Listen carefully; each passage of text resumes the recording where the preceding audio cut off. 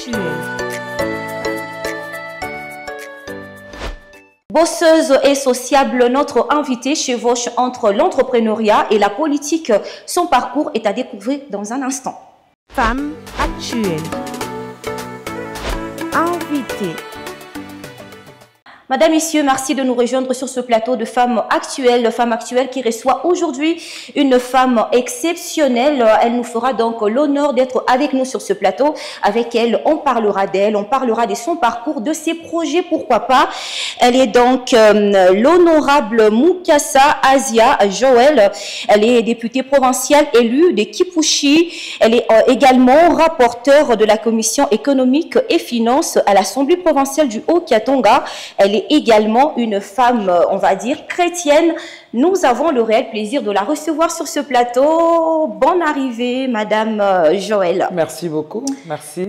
Vous allez très bien? Très bien, merci. C'est un honneur de vous recevoir sur notre plateau. Non, merci, c'est gentil d'avoir pensé à moi de m'inviter aussi. Veuillez vous asseoir, je vous prie. Merci beaucoup. Alors, Madame Joël, comment allez-vous? Très bien, très bien. Je le disais tantôt, vous êtes députée élue de Kipushi. Vous êtes également dans l'entrepreneuriat. Effectivement, je suis élu du territoire de Kipushi, parce que Kipushi n'est pas seulement la ville de Kipushi, c'est tout le territoire. Le territoire de Kipushi. Le territoire de Kipushi, et aussi entrepreneur, plus particulièrement agripreneur. D'accord, on va en savoir plus tout à l'heure, mais bien avant, un petit ajout à la présentation qui vient d'être faite. Qu'est-ce qu'on a omis de dire? Ben, vous avez tout dit, hein. À part ça, il n'y a pas grand-chose. Je crois qu'on va le découvrir dans la suite du programme. Mais sinon, les deux présentations englobent tout le reste. Ouais. Quel genre d'enfant étiez-vous? On va dire une enfant plutôt introvertie, extravertie, turbulente. Ça se passait comment déjà? Quel type d'enfant étiez-vous? Oh là là. J'étais un enfant posé, studieuse, et une enfant qui avait, je dirais, normal, pas trop turbulente, obéissante, gentille. J'ose croire que mes parents pourront le confirmer. Mais sinon, pas de problème hein, avec les... non, les parents, je ne pense pas qu'ils s'étaient plaints, mais sinon, ça va. Aujourd'hui, dans la politique, en même temps, dans l'entrepreneuriat, est-ce que déjà, à votre jeune âge, vous vous voyez faire cela ou bon, c'était arrivé juste comme ça, ou c'était déjà un rêve étant enfant? Dire que c'était un rêve, peut-être c'est trop dire, mais c'est quelque chose que j'avais en moi. En parlant d'abord de l'entrepreneuriat, il y a des souvenirs qui me reviennent encore là et qu'on me le dit, parce qu'à l'âge de 6 ans, 7 ans, j'ai créé ma petite entreprise dans mon quartier, à 6 ans, oui, où je confectionnais des sucreries. À l'époque, on les appelait Saint-Glace. Parce que, bon, moi, dans l'éducation que j'ai reçue, un enfant n'avait pas le droit d'avoir de l'argent. Je ne pouvais pas demander l'argent à mes parents ou à les gens qui nous entouraient. Alors, on me disait qu'il fallait travailler pour avoir ton argent. Il faut demander... L'argent devrait se mériter. L'argent devait se mériter et il fallait demander le bonbon ou le biscuit à la place de l'argent. Au fait, ce vocabulaire était omis. Et étant donné qu'on m'avait dit que je devais travailler, je me suis dit, ben c'est bon, je vais commencer ma petite entreprise. C'est comme ça, j'ai ciblé une dizaine de copines dans le quartier, sur l'avenue, je veux dire. Et là, j'ai fabriqué 10 Saint-Glace par jour que je revendais parce que je voulais acheter des bonbons dans le quartier. Et c'était comme ça. Ça, c'est vraiment le premier souvenir d'entrepreneuriat que j'ai eu. Et c'est vraiment la première entreprise que j'ai créée. Mais hélas, à chaque fois que j'avais un bénéfice, et ça se terminait dans les beignets, les bonbons, tout ce que je voulais avoir. Et concernant le volet politique, bien avant, je me suis dit que j'ai toujours voulu évoluer dans un milieu international. Je me voyais plus dans dans un organisme très tôt. C'est comme ça que, pour accéder dans ces organismes, il fallait parler des langues. Il fallait parler des langues. Et c'est comme ça, à 11 ans, je me suis mis à apprendre les langues étrangères. Je me suis dit, parce que les français n'étaient pas suffisants. Oui, oui. J'avais besoin d'avoir des langues étrangères. Et c'est comme ça, Dieu voulant, et j'ai eu ce désir d'apprendre les langues. Et puis j'en ai appris maintenant, polyglotte, 4 langues internationales que je parle couramment. Ah, ok, on va dire que le fait d'être polyglotte peut ouvrir ou offrir beaucoup plus d'opportunités. Ben, pour moi, c'était ça. Moi, c'était ça, parce que moi, je me voyais dans un organisme international. Et pour travailler dans les organismes, il fallait parler des langues.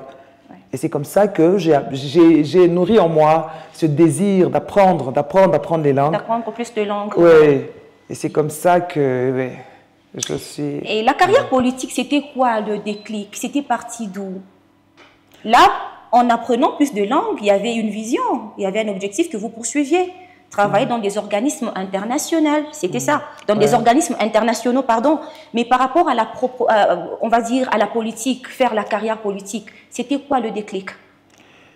Le déclic, vous voyez, quand j'ai parlé de ce désir, d'où juste après ma licence, j'ai eu à postuler dans une ambassade de notre pays, de la RDC, où ma candidature avait été retenue. En tant que j'étais assistante à l'ambassadeur, chargée des questions économiques, touristiques du pays. C'est-à-dire que je représentais toutes ces questions par rapport de la RDC, par rapport au pays où était logée cette ambassade. Et c'est là que ce désir est venu, parce qu'on nous disait que nous devrions vanter notre pays, nous devrions vanter la RDC. Que faisait la RDC? C'était ça mon travail. C'est-à-dire que je devais suivre les nouvelles du jour au jour pour voir ce que je devais offrir de bien de la RDC à ce pays. Et d'ailleurs, même mon travail de fin de cycle, qui était sur l'entrepreneuriat, mais basé sur le fonctionnement aussi des lois qui existaient dans le pays, vous voyez. Mais pour cela, on se dit, non, écoutez, tout ce qui est fait sans vous est fait contre vous. Et c'est comme ça que se déclic petit à petit, voilà. Et nous voilà plongés dans la casserole. Voilà, c'est arrivé petit à petit, comme vous le dites. Maintenant, aujourd'hui, vous êtes député provincial élu du territoire de Kipushi. Ouais. Alors, c'est quoi votre combat ou les projets que vous portez en tant qu'élu du peuple? Comme je le dis, c'est la continuité, au fait, de ce rêve, de ce désir qui a pris en moi depuis l'université. C'est-à-dire, moi, c'est l'entrepreneuriat. L'entrepreneuriat, pourquoi? Parce que pendant qu'on était étudiant, on se disait qu'il n'y avait pas cette diversité d'entreprises. Parce que nous, à l'époque où nous avons grandi, il n'y avait que quelques entreprises d'État. Mais très tôt, j'avais compris que la RDC allait prendre le pas des autres pays. C'est-à-dire qu'il y aurait la présence de plusieurs entreprises, la privatisation. Oui. Moi, ça, j'avais compris bien avant. Mais pour cela, il faut se préparer à cela. Il faut préparer le cadre, c'est-à-dire les étudiants, les étudiants et élèves doivent comprendre que quand on privatise, c'est-à-dire que tout le monde a le droit de créer son entreprise. Tout le monde a le droit de créer son entreprise, si on le prend sous un autre angle, c'est-à-dire subvenir à un besoin. Parce qu'une entreprise ne peut pas subvenir aux besoins de toute une population. D'où quand on privatise, moi quand je parle vraiment sous un angle entrepreneurial, parce que aussi longtemps qu'il y a un besoin, on vendra toujours un produit en tant qu'entrepreneur. Forcément. Oui, normalement, oui. Parce que c'est le besoin qui crée la demande. Il y a un besoin et il y a la demande, n'est-ce pas? En entreprenant, nous répondons à un besoin. Effectivement. Est-ce qu'un entrepreneur répond à un besoin qui existe? Qui existe. Mais pour cela, il faut préparer aussi cette classe d'entrepreneurs. C'est dans ce sens-là. Alors, bref, j'avais compris très tôt, mais pour cela, il faut faire partir de cette classe des décideurs pour qu'on puisse assouplir les conditions des entrepreneurs, pour qu'on puisse comprendre. Parce que pour comprendre certains jeux, certains principes d'entrepreneuriat, des fois quand on le comprend, je crois qu'on peut proposer certaines lois, on peut proposer certains édits pour que l'entrepreneuriat puisse aller de l'avant. Moi, c'est un peu ça ma motivation. C'est l'un des combats. Absolument. Ouais. C'est donc le combat que vous portez jusqu'à aujourd'hui. L'un des combats que vous portez en tant que député provincial. Oui. Et puisque vous parlez justement de la création d'entreprises et tout ça, à vous entendre parler, on a comme l'impression que c'est quelque chose de très facile. On se réveille le matin comme ça, je veux créer mon entreprise et on la crée. Pourtant, il y a quand même des difficultés auxquelles surtout la jeunesse fait face aujourd'hui par rapport à la création d'entreprises. Dites-nous, on part de quoi déjà pour créer une entreprise et surtout s'en sortir dans ce domaine? Quand on crée une entreprise, comme je vous l'ai dit, qu'on se met dans le contexte actuel. Ouais. Vous voyez, on crée une entreprise, c'est parce qu'on se rend compte qu'il y a un besoin dans la population. Il y a un besoin, on se dit, bouf, j'ai une idée, je voudrais créer une entreprise pour répondre à un besoin quelconque. Vous voyez, d'abord, c'est cette volonté. Cette volonté. Ouais, cette volonté. Cette volonté de créer et cette volonté de... C'est aussi... c'est une comment dire... une autoprise en charge financière. Parce que il n'y a pas la place pour tous les diplômés sur la ville. L'entrepreneuriat aussi est un moyen d'absorber ce chômage. Ça, c'est vrai. Voyez un peu. Oui, c'est ça. C'est vrai. Pour cela, quand on a cette volonté, si on a la volonté et qu'on comprend, bien sûr, il y a encore d'autres principes. Allons sur le principe simple. Oui, la société peut se créer. Voyez. C'est pourquoi il y a beaucoup de sociétés informelles, mais maintenant, il faut formaliser.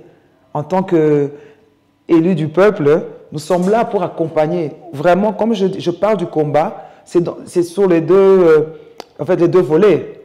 C'est de soutenir, c'est de vulgariser et de montrer à tous ces entrepreneurs qu'il faudra aussi se formaliser. Parce que quand on est formalisé, c'est une voie de croissance aussi pour les entrepreneurs. C'est comme ça que, pour mon cas, je suis en train de soutenir les formations. Parce que les entrepreneurs doivent être aussi formés, doivent être orientés. Vous voyez un peu, doivent être orientés pour savoir comment faire pour avoir cela. Parce qu'il y a quand même aussi des obligations. En tant qu'entrepreneur, on ne se lève pas, on crée une entreprise et puis, non. On est redevable à l'État. Ça, c'est incontournable. Pour cela... Et la plupart préfèrent travailler justement dans l'informel. Parce qu'ils ne sont pas informés. Parce que moi justement. Aussi, j'étais aussi comme eux. On n'est pas informés. On dit nul n'est censé ignorer la loi. Parce que le jour où le fisc tombe sur vous, vous payez toutes les amendes. Les gens, les jeunes, les entrepreneurs doivent être au courant. C'est pour ça, à chaque fois que vous élaborez un business plan, vous devez tenir compte de tout ce qu'on doit à l'État. À Dieu, c'est qu'il y a à Dieu. Et à César, c'est qu'il y a à César. Absolument. Vous voyez un peu. Là, en fait, c'est un peu ça mon combat. Mon combat, c'est de vulgariser aussi, de vulgariser tout, toutes les lois, toutes les informations qui me semblaient impossibles. Mais maintenant, en fait, c'est simple. Il suffit de connaître comment ça se passe et de s'aligner. Mais bien sûr, en soutenant les entrepreneurs aussi. Parce que je comprends c'est quoi leur combat. Nous allons proposer des édits, nous allons soutenir des édits et bien sûr suivre certains projets d'entrepreneuriat dans le budget de la province qui sera bientôt voté. Nous allons suivre lettre sur lettre tous les projets, je veux dire tous les financements qui sont alloués aux entrepreneurs, qui soient réellement affectés aux entrepreneurs. C'est un peu ça notre devoir. Voilà, justement, on vient de comprendre en quoi consiste exactement le combat que vous portez, que vous menez au niveau de l'Assemblée provinciale. On vient de le comprendre. Mais puisque justement, vous êtes également dans ce secteur-là, peut-être qu'il y a des personnes qui vous regardent à l'instant et qui vous prennent justement comme modèle. Ouais. Elles vous suivent, elles aimeraient être quand vous êtes passé par où vous êtes passé, vous avez forcément une expérience. Alors dites-nous, c'était quoi déjà les défis auxquels vous avez fait face en tant que jeune, en fait, à vos débuts, les défis auxquels vous avez fait face et comment avez-vous fait pour vous en sortir? Vous parlez en tant qu'entrepreneur, c'est ça? En tant qu'entrepreneur, justement. Vous savez, le premier défi, c'est d'abord l'information. Parce que l'information est la clé de toute chose. Parce que quand on est bien informé, je crois qu'on prendrait certains reculs. Parce que toute idée n'est pas toujours bonne à faire, parce qu'il faut rassembler tous les éléments. Mais l'information, parce que de nos jours, vous ne savez pas, il n'y a pas un endroit où vous avez une information, vous avez, je veux dire, un service qui vous donne toutes les informations facilement. Non, ça qu'on se le dise. C'est souvent des informations qui sont données à moitié, au fait. On vous donne la clé, mais on ne vous montre pas c'est quoi la porte. On vous montre la porte, mais on vous donne sans clé. Surtout l'accès à l'information. C'est comme ça que nous encourageons toutes les informations, tous les partenaires au gouvernement qui viennent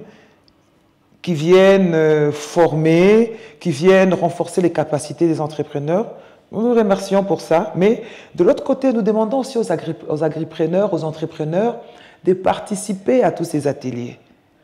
D'être formés, justement. D'être formés. Parce que nous aussi, entrepreneurs, nous ne voulons pas être formés. Hein? Les entrepreneurs se forment quand ils savent qu'à l'issue de cette formation, il y a un financement. Ah là, ça c'est plein. Mais quand il y a des formations de qualité, je ne veux pas citer les institutions, il y en a plein, il y a des institutions, je crois que peut-être qu'on aura une occasion de parler de ça, mais il y a des ONG, il y a le ministère organise des formations, il y a toutes les coopérations existantes ici. Il y a des formations, la FEC par exemple, parce que c'est la Fédération des entreprises du Congo, c'est un exemple, ouais. Ils organisent, il y a des formations qui sont là. Il y a des formations qui sont organisées ça et là, mais ce sont les entrepreneurs eux-mêmes qui ne s'y intéressent pas, on va dire ça. Je peux dire... Ils ne veulent pas être formés quelque part. D'un côté, oui. Pas toujours, d'un côté. Quand c'est une formation sans issue de financement, vous ne trouvez qu'une poignée d'entrepreneurs. Ouais, ça, c'est ça. Voilà, vous êtes également une femme politique, on parle entrepreneuriat, on parle également politique avec vous. Alors, dites-nous, étant une femme politique, on va dire quand même en RDC, c'est pas un secret, hein, la politique c'est quand même, on va dire, un secteur majoritairement masculin. Vous, en tant que femme dans ce secteur-là, est-ce qu'il y a des défis auxquels vous faites face, juste par le simple fait que vous soyez femme, ou on va dire tout est normal? Ben, les défis... spécifiques, voilà. Oui, les défis d'ordre général, évidemment, vous voyez, dans la vie de tous les jours, être femme, c'est pas facile. De par nos croyances, de par nos traditions, c'est pas facile. Quand vous êtes une femme, bon, écoutez, c'est un combat que toute femme mène au pays, dans la province, parce que dans la ville, on est là, à Lubumbashi. Mais n'empêche que les combats, comme vous m'avez décrit, moi je suis une battante et les combats ne me font pas peur. Les défis sont là pour les affronter. J'ai appris ça trop tôt. Je sais que les défis sont là. Mais non, excusez-moi la tautologie, le grand défi que nous avons en tant que femme, que j'ai en tant que femme politique, c'est de surpasser, de prouver que je peux le faire aussi. Ce n'est pas parce que je suis femme que je ne peux pas le faire. D'où, et c'est par le travail. En fait. Voilà, c'était justement la question que j'allais poser. Ouais, c'est par le travail. Comment on s'y prend pour se démarquer, pour s'imposer dans un tel milieu? Parce que quelque part, il y a aussi des stéréotypes. On le sait très bien. Certes, des difficultés, il y en a, mais quand on est femme, on a envie de dire que c'est parfois beaucoup plus compliqué que lorsqu'on est un homme. C'est toujours 2 fois plus compliqué. Ouais. Alors, comment, justement, de manière pratique, on s'y prend ou se mettre au-dessus des stéréotypes, surtout s'imposer et se démarquer? Ben, c'est par le travail. On m'a toujours dit, il faut briller par le travail. Il faut briller par le travail, il faut briller par la discipline, il faut briller par toutes ces bonnes qualités. Et là, on se démarque. Là, on oublie que vous êtes femme. Hein. On oublie que vous êtes femme, il n'y a pas autre chose. C'est ça, c'est un conseil que je voudrais donner aussi à toutes les femmes qui nous suivent, c'est par le travail. Le travail et la discipline, vraiment dotés de prouver le contraire. Hein, tous ces stéréotypes où on montre que la femme, c'est toujours la cerise sur les gâteaux. Et là, non, elle est là juste pour orner. Ah non, non, non, non. Là ça, c'est pas moi. Là, c'est le travail. Le travail avant et après autre chose. Ouais, voilà, on se démarque par le travail et la discipline. Ouais. Les stéréotypes, puisque vous en parlez, est-ce que vous avez été victime d'une manière ou d'une autre des stéréotypes? Si oui, comment vous avez pu gérer cette situation? Ah, les stéréotypes, franchement, je n'ai pas fait cas de ça. Hein. Moi, je n'ai pas fait cas de ça. Je ne me suis jamais senti lésée par quoi que ce soit parce que j'étais femme. Non, non. Mais par contre, j'ai toujours revendiqué. Par contre, en étant femme politique, maintenant, je leur dis, écoutez, on est régi par des lois. Hein. Il y a des lois qui protègent les femmes. Absolument. Ah oui, c'est ça. Il y a des lois qui protègent. Je crois qu'on est ignorant. On est censé connaître. Qu'on est censé connaître. Vraiment, ce sont des outils que moi j'utilise maintenant. Parce qu'en étant femme politique et en étant députée, c'est les lois. Parce qu'une députée, c'est une femme de loi. C'est-à-dire que notre langage, c'est la loi. Notre Bible, c'est la loi. C'est la loi. Ah oui. C'est-à-dire que je me suis approprié toutes ces lois et moi, je les utilise. Hein. Ah là, non. toutes les lois, je réunis toutes les formes de lois. Je participe à toutes les conférences qui soutiennent vraiment les combats de femmes. Et là, je suis dedans. Pour vraiment que je puisse me démarquer. Parce qu'il faudra aussi avoir des armes. Hein. Ce n'est pas seulement le travail. Absolument. Vous avez le travail. Ah non, non, mais au-delà du travail, la loi est là. Discipline, il faudrait connaître la loi qui nous protège. La loi nous protège. Parce que, je veux dire, on peut être dans un milieu vraiment purement masculin et tout, même si votre travail est de qualité. Bon, pour certaines raisons, non, vous êtes faible, c'est pas bien, cette mission est compliquée. La loi dit, c'est la loi qui dit non. Il doit y avoir une certaine représentativité. Voilà. Ouais. Et ce comportement-là de la part de l'homme qui consiste à quelque part, on va dire, en guillemets, rabaisser la femme, comment vous le qualifiez? Est-ce un complexe? Qu'est-ce qui se passe? On va considérer que c'est un complexe de la part de l'homme? La femme, elle constitue, on va dire, une menace ou qu'est-ce qui se passe? Je crois que menace, pas trop. Je crois qu'ils n'ont pas eu à confronter des femmes qui connaissent leurs droits, c'est tout.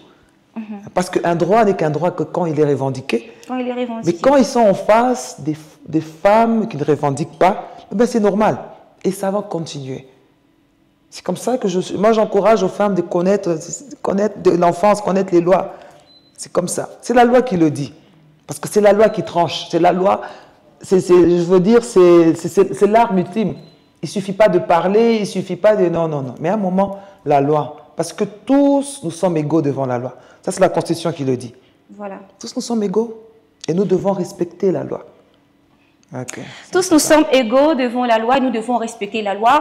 Un jour, quelqu'un a dit, il a dû prononcer une phrase qui a choqué le monde. Plus particulièrement, on va dire, les femmes. La place de la femme, c'est à la cuisine. Lorsque vous entendez cette phrase, qu'avez-vous envie de répondre? Comment avez-vous envie de réagir? Écoutez, moi, la place de la femme, c'est à la cuisine et la place de l'homme, c'est où? Hein? Et d'ailleurs, les meilleurs cuisiniers sont des hommes. Ah oui? Hein, les meilleurs cuisiniers sont des hommes.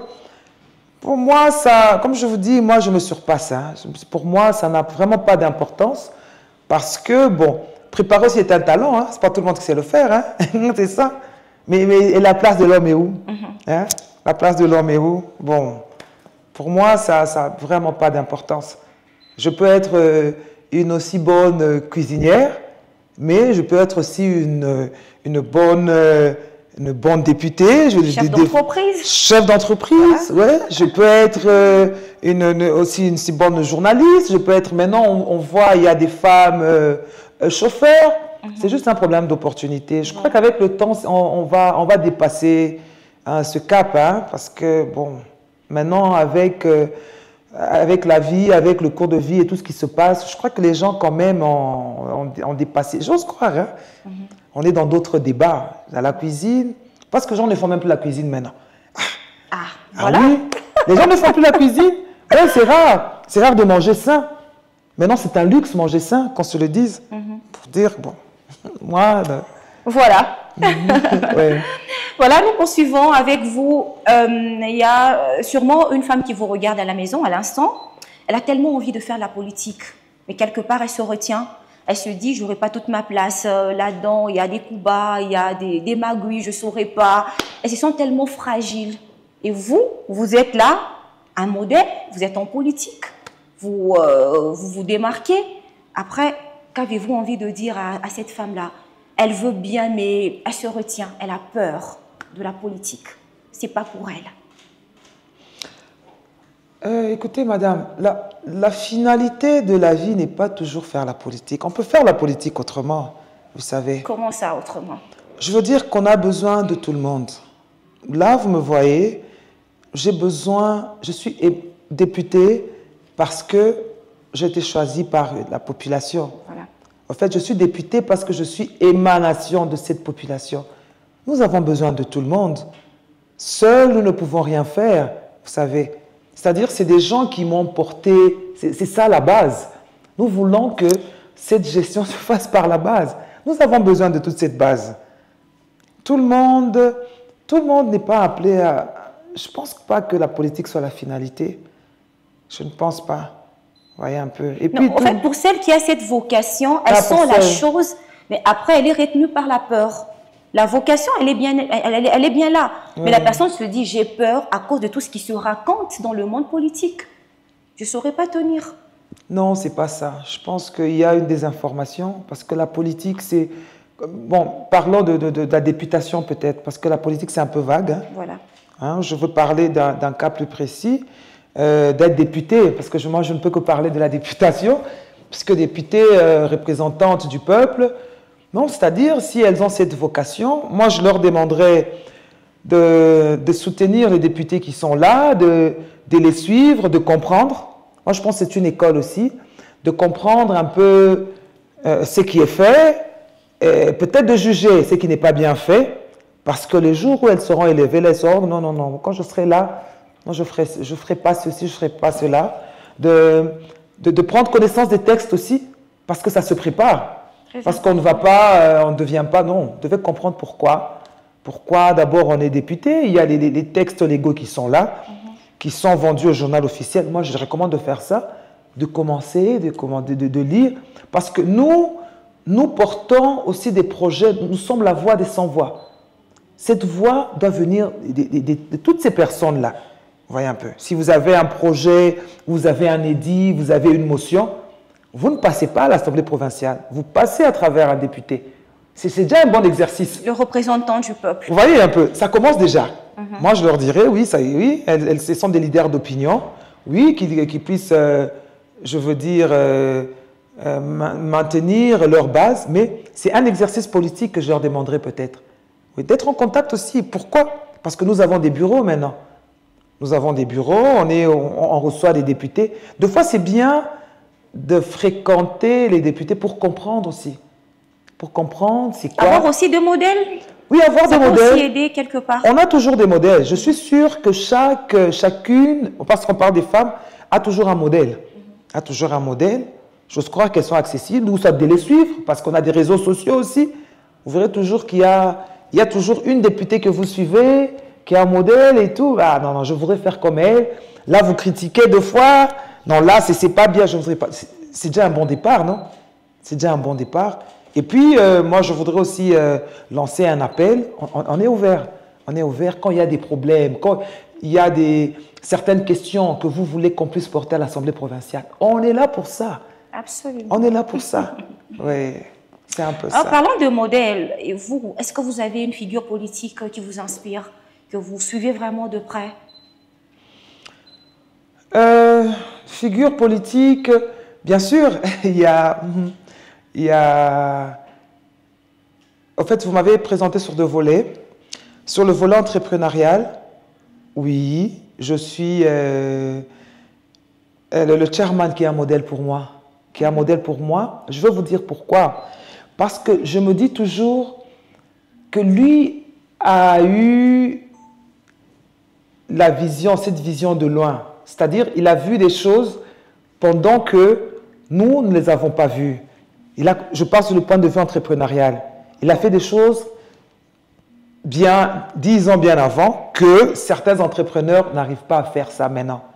Vous voyez, ça c'est une chose. Pour moi, ça c'est un modèle entrepreneurial. On va dire ce que les autres font aujourd'hui, lui, il a eu à les réaliser il y a... Il a eu à les réaliser il y a 10 ans, il y a 15 ans, il y a 20 ans. Et moi, je me demande comment est-ce qu'il a fait, comment ça s'est passé. C'est-à-dire qu'il avait une vision d'aigle. Pour moi, c'est vraiment un modèle. Voilà. Hein, c'est vraiment un modèle. Il s'est vraiment, quand vous voyez, bien structuré. Pour moi, ça c'est un modèle entrepreneurial. Et si vous me parlez d'un modèle politique, moi, c'est l'émir de Dubaï, oui, qui a transformé tous ces Émirats en moins de 50 ans. Hein, tous ces 50 ans, il a transformé. Et 50 ans, Dubaï n'est pas ce qu'il est maintenant. Et quand vous regardez, c'est grâce à une volonté politique. Il se réveillait, il s'est dit que non, que trop c'était trop, enough is enough, et c'était un peu ça. Pour moi, c'est ça un modèle. Et encore un autre modèle, si vous me demandez, moi, c'est un animal que je trouve l'aigle, qui est aussi un modèle pour moi. Parce que l'aigle... Pourquoi l'aigle? L'aigle, pourquoi pour moi c'est un modèle? Parce que malgré les tempêtes, c'est le seul animal qui vole au-dessus des tempêtes. Vous voyez? C'est le seul animal qui vole au-dessus des tempêtes. Et c'est le seul animal qui supporte les hauteurs. Oui, c'est un peu ça. C'est pourquoi pour moi, c'est vraiment une inspiration. C'est-à-dire que quand il voit les tempêtes, vraiment, il essaie de surmonter les tempêtes et de voler au-dessus des tempêtes. C'est un peu ça pour moi. C'est vraiment un modèle. Voilà. Ouais. C'est un modèle pour vous. Et comment vous faites déjà pour, on va dire, pour gérer le stress et la pression liés à vos nombreuses responsabilités? Quand on a beaucoup de responsabilités, forcément, il y a la pression qui arrive, il y a le stress qui vient avec. Oui, ça c'est vrai, c'est pas facile. Hein. Les débuts n'ont pas été faciles, pas du tout. Et surtout, comme je vous l'ai dit, et quand on veut briller par le travail, quand on veut briller par la discipline, c'est pas facile de concilier les deux choses, mais on apprend à réorganiser son agenda. C'est ce qui est vraiment pas facile, mais on y arrive quand même. Parce qu'au-delà de ça, on a 24 heures comme tout le monde. On doit avoir le temps de dormir, on doit avoir le temps de soi-même, on doit avoir le temps pour sa famille, on doit avoir le temps pour sa base. En fait, c'est un peu cet exercice de se réorganiser qui petit à petit prend de l'élan, et c'est un peu ça. Et puis on se dit, ben, il n'y a que Jésus-Christ qui prend la croix. Hein. Il y a un moment, on est humain. C'est-à-dire? Non, moi j'ai appris ça. Deux fois, moi je me dis, quand je pense à ce dicton que moi-même j'ai inventé, je me dis, écoutez, il n'y a que Jésus qui prend la croix de tout le monde. Moi, je ne pourrais pas à un moment, ah non, moi je ne peux pas. C'est-à-dire, je fais ce que je dois faire. Voilà. C'est ça. C'est-à-dire que je me donne une discipline, je dois faire ça, et quand je l'ai bien fait, écoutez, à chaque jour... Nous ne devons pas aller au-delà de nos forces. À chaque jour suffit sa peine. Oui, voilà. C'est un peu ça. Sinon, on craque, hein, et puis... ouais. Alors, lorsqu'on est une femme très active comme vous, qui a plusieurs responsabilités, quel genre, on va dire, de qualité on doit cultiver pour pouvoir se maintenir et même maintenir cet équilibre-là dont on a besoin d'ailleurs pour pouvoir s'en sortir? Parce que d'un côté, il y a l'entrepreneuriat qui est là, des activités sont là, de l'autre côté, c'est la politique. Il y a la vie familiale qu'on ne doit pas omettre. Comment on fait déjà pour garder cet équilibre-là? Ben, moi, je dirais, il y a une chose qu'on a oubliée. On a besoin d'un plus petit que soi. Seul, ce combat, on ne peut pas le mener. On a besoin d'avoir une équipe. Je veille toujours à me faire entourer d'une bonne équipe, d'une équipe bien équilibrée, des gens qui me font confiance, des gens que j'apprécie et des gens qui m'apprécient aussi. Parce que seul, non, seul, on ne peut pas faire ça. Seul, surtout, non, non. Moi, j'ai investi, moi, je crois vraiment à investir dans l'humain, dans l'être humain. C'est comme ça, je veux toujours avoir des bons collaborateurs. Et d'ailleurs, mes collaborateurs, non, c'est bon, moi, parce que j'ai besoin d'eux. Sans eux, c'est impossible. On peut pas tout Parfois, faire. lorsqu'on n'y arrive pas, on peut déléguer, puisqu'on a En confiance. tout cas, moi, j'ai C'est une bonne appris, équipe qui nous il faut apprendre à déléguer. Voilà. Il faut déléguer. Il faut former un bon leader, délègue. Un bon leader délègue. Vous ne pouvez pas tout faire. Hein? Vous êtes bon en tout. Vous faites ça, 5000 choses. Non, non, non, c'est pas bon. Et c'est même l'un des défauts des entrepreneurs. Je voudrais ouvrir un peu. Il y a des entrepreneurs qui font tout, qui sont dans la coiffure, ils sont dans la poissonnerie. Ah, c'est un défaut, ça? Ah, mais c'est un défaut. Ça ne serait pas une façon de maximiser les recettes? Non, c'est-à-dire, vous les voyez au four et au moulin. C'est à la fois la coiffeuse, c'est à la fois la maquilleuse, c'est à la fois... En fait, c'est elle ne délègue pas. Vous déléguez pas. Ah non, non. Il faut déléguer. Il faut déléguer. Comme dirait quelqu'un, le monde actuel a besoin de beaucoup plus de spécialistes plutôt que des généralistes. Ouais, c'est ça. On a besoin de la qualité. Ouais. D'accord, on est en train de finir cette partie. Quels sont vos projets, madame? Bah, mes projets, c'est de... En tant que femme politique, c'est avant la fin de ce mandat, je voudrais présenter un édit à l'Assemblée provinciale, quand même, oui, un édit. Et il y a encore un combat que je voudrais mener parce que là, les jeunes filles me suivent. Ça, c'est un combat qui me tient à cœur. Et je me disais, le jour où je serai à des postes de décision, ah, je verrai à ça. Je vais plaider pour les jeunes filles. C'est cette histoire de chevelure à l'école. Ça paraît banal. Ça paraît banal, mais c'est très important. Ça affecte la santé capillaire des enfants. Ça a toujours été mon combat. Parce que, je m'explique. Vous verrez que les statistiques démontrent que, parce que je suis dans ça depuis longtemps, Okay. que la plupart des jeunes filles, je parle de jeunes filles, même les femmes, nous vivons de l'alopécie. L'alopécie, c'est-à-dire la perte de cheveux. La perte de cheveux. La perte de cheveux due à l'attraction capillaire que nous subissons. Voyez. Mais hélas, dans nos écoles, il y a des exigences où toutes les jeunes filles... Dans certaines écoles. Bon, la majorité d'écoles, on doit tresser et tout. Je ne suis pas contre. Je suis pas contre. Mais j'ai toujours plaidé pour qu'on donne 2 ou 3 options. 3 options aux filles. Tresser, oui, il n'y a pas de problème. Mais on peut donner aussi une deuxième option parce que tout le monde n'a pas le même type de cheveux. Nous sommes ce que nous sommes. Nous avons le type de cheveux que nous avons. Nous avons le type de peau que nous avons. Oui, mais hélas, ce qu'on inflige aux jeunes filles, des fois, ça les éloigne de cette acceptation de soi. Vous voyez un peu. J'ai essayé de plaider dans plusieurs écoles. Oui, ils ont levé cette mesure en offrant 2 autres options. Une autre option, ben, elles peuvent tirer. Elles peuvent tirer pourquoi? Parce que dans ces écoles, il y a des enfants métissés. Je suis d'accord, je ne suis pas contre ça.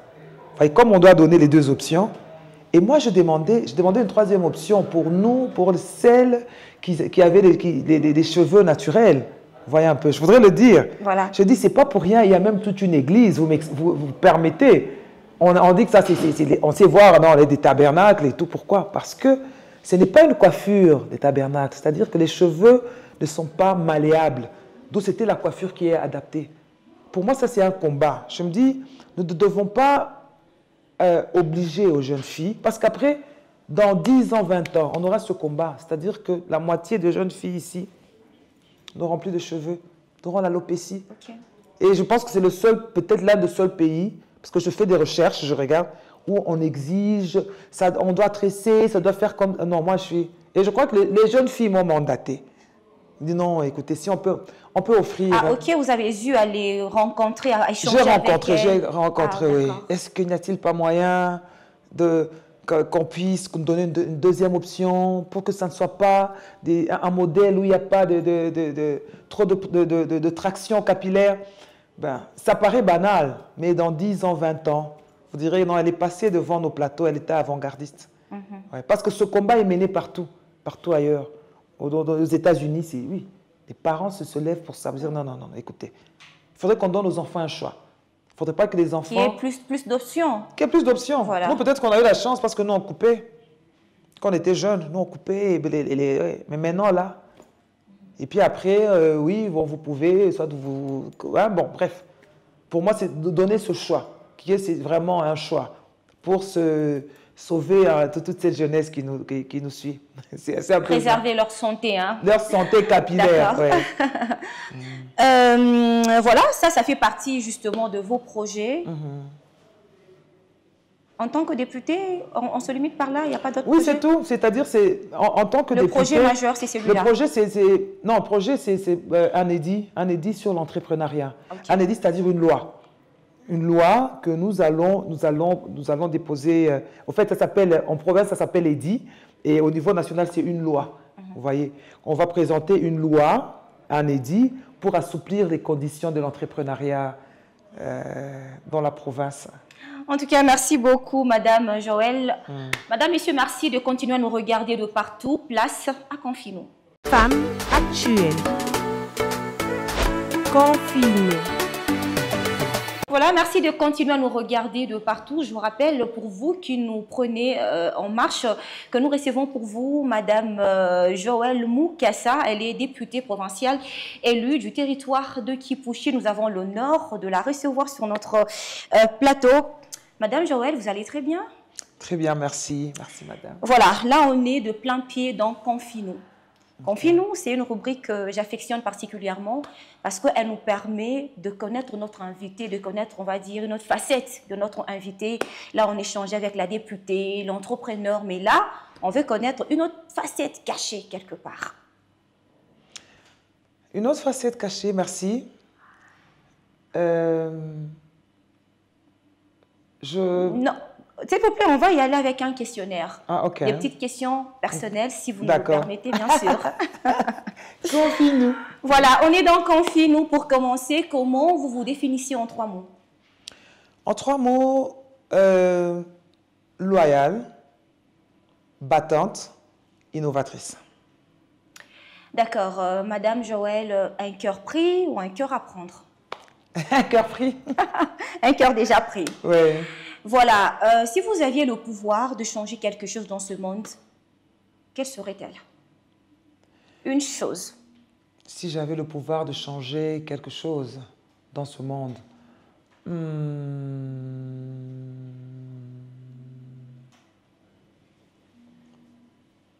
une chose.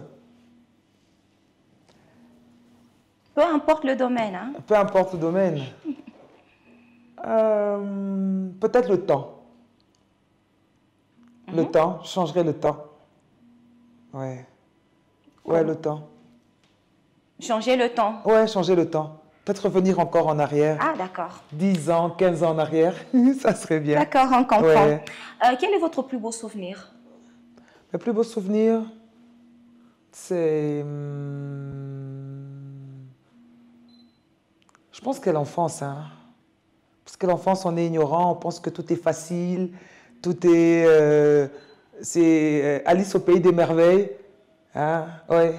Quand on est enfant... on est innocent. On est innocent, avant un certain âge, on ne rêve pas et tout est... Ouais, l'enfance peut-être. La vie est belle. La vie est belle. Alors, quel est cet échec que vous avez rencontré, connu, mais dont vous avez appris une leçon? Après, vous vous êtes dit, non, non, non, non, non, j'essaie de me réinventer, je vois autrement la vie et tout ça.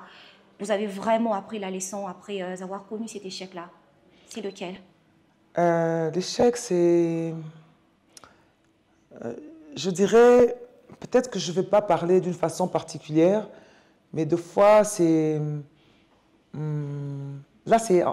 Si je parle en tant que chrétienne, hein, je me dis, Seigneur, pourquoi avoir mis certaines personnes sur mon chemin, d'avoir rencontré certaines personnes qui, au fait, qui ne m'ont rien apporté, mais de qui j'ai beaucoup appris, mais qui m'ont permis de, qui m'ont servi de, je veux dire, d'escalier. C'est ça que je veux dire. Ça, c'est un peu ça.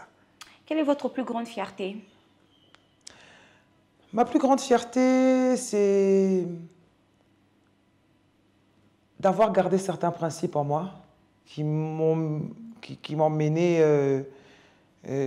jusqu'à la députation, c'est-à-dire la ténacité et certaines valeurs auxquelles je m'accroche. Ça, c'est quand même une fierté. Parce que avant, je pensais qu'elle me servait à rien, mais je me rends compte que un peu la patience paye toujours. La patience paye. Toujours, ouais. Alors, pour finir cette partie, quelle est votre appréhension, votre perception de la parité entre l'homme et la femme?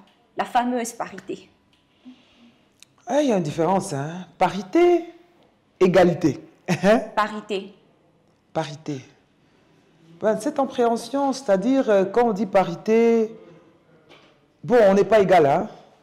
L'homme et la femme n'est pas... C'est deux êtres différents. Ça, c'est le mystère que Dieu a voulu. On ne sera jamais... on est différent. L'homme n'est pas égal à la femme. Et la parité, c'est que Dieu a mis en nous certaines facultés que les hommes aussi... a mis en des hommes certaines facultés qui se retrouvent aussi dans la femme. Mais il suffit juste qu'on puisse les découvrir et qu'on puisse les activer. Pour moi, c'est ça la parité. L'homme et la femme ne sont pas égaux. Voilà, c'est ce qu'on retient. Non, ils ne sont pas égaux. La femme et la femme, l'homme et l'homme, quand même. Ça qu'on se le dise. Absolument. Oui. Alors, pour finir complètement, aimez-vous des surprises, Madame Joëlle? Ben, j'aime bien les bonnes surprises. Hein. Des bonnes surprises, on précise. J'aime les bonnes surprises. Des bonnes surprises. Ouais. Alors, en voici une pour vous.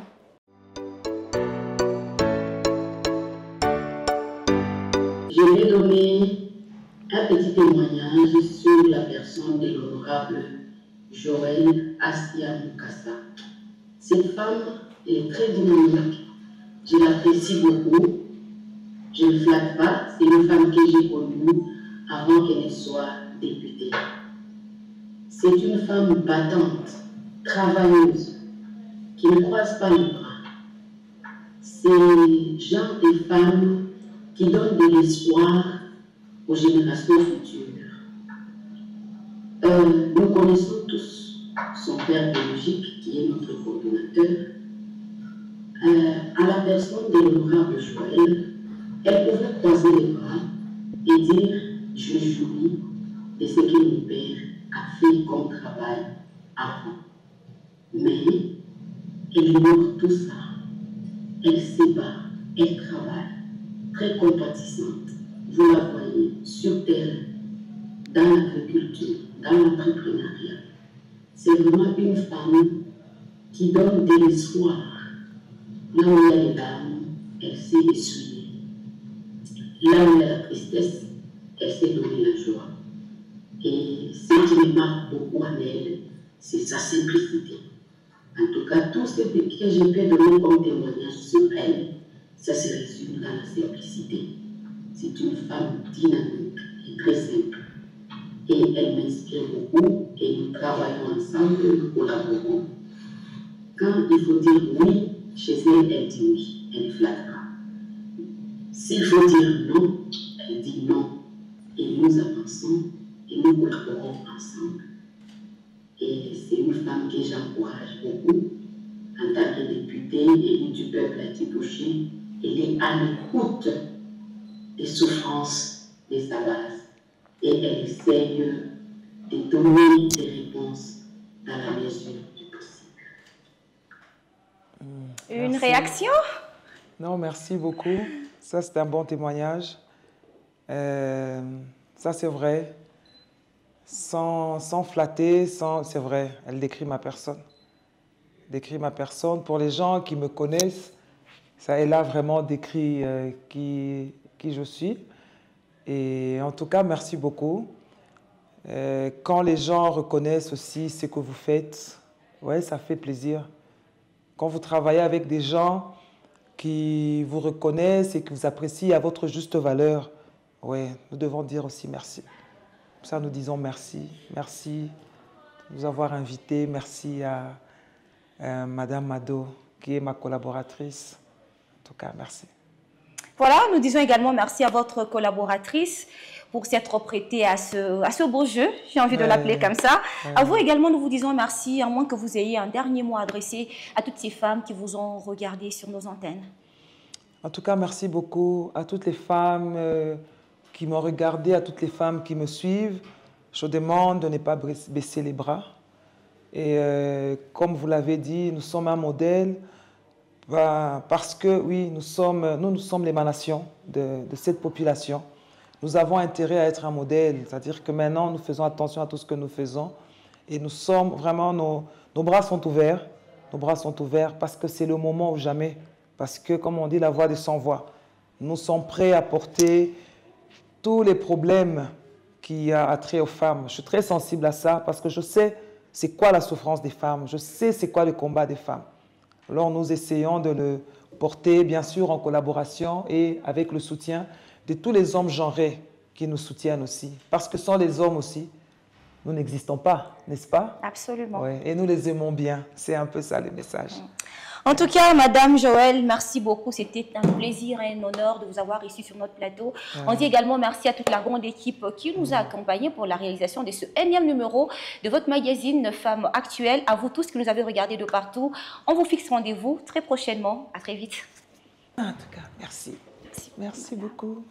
Merci, Madame. Merci.